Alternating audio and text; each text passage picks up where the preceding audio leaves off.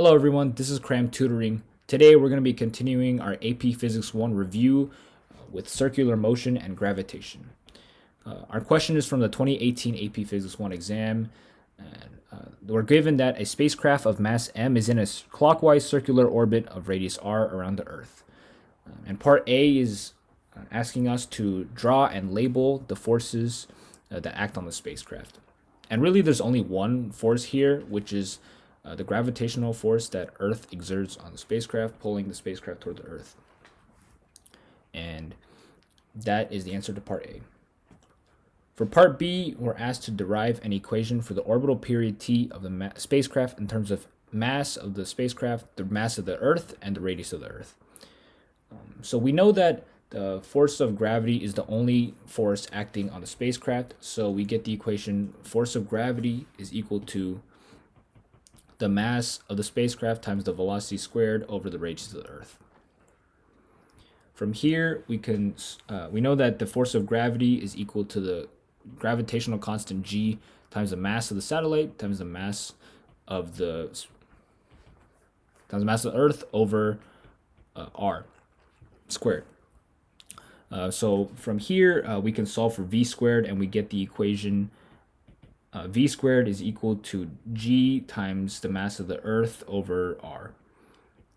And one of the things we know is that the velocity is equal to 2 pi times the radius over t, which is the orbital period, because we know that in one orbit, the spacecraft travels 2 pi times the radius or the circumference. And from here, we plug in v into our other equation, and we get 4 pi squared times r squared over t squared is equal to the g times mass of the Earth over the radius. From here, we solve for t squared, and we get t squared is equal to 4 pi squared times r cubed over g times the mass of the Earth. And from here, we take the square root, and we get t is equal to square root of 4 pi squared times r cubed over g times the mass of the Earth. For part 2 of this question, we're asked if a second spacecraft of mass 2m would change the orbital period. And from our equation in part 1, we note that the mass of the spacecraft has no influence over the orbital time period t. Therefore, increasing or having a second spacecraft of mass 2m would have the same orbital period of the first spacecraft, or the answer is equal to.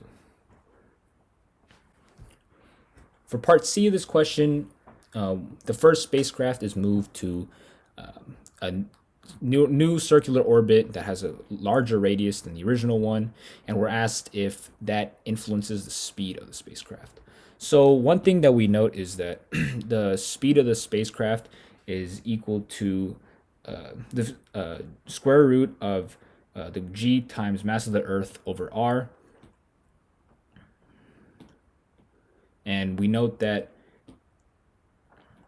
if r is increasing, then v squared is decreasing, and therefore we can get our therefore we know that okay, let's just redo this section. Okay, hold on.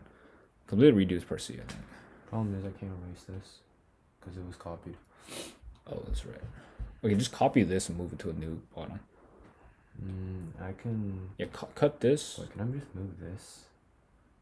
No, cut this and put into a new page, right? Again. Okay. Yeah. Or I can just move this down. Interesting. Never mind. Yeah, you can move it. Okay, make sure you just have the v squared equation ready, I think. Have it copied. Does that make sense? Yeah. Alright, cool. Let me do it real quick. Okay.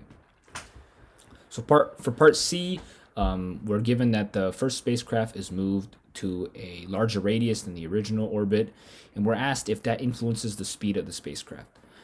So from before, we note that the velocity squared is equal to g times m over r. So we note that if r is increasing, then v squared would be decreasing, and therefore v would be decreasing. Therefore, we get the speed of the spacecraft would be less than the original speed. Thank you for listening to our review on circular motion and gravitation.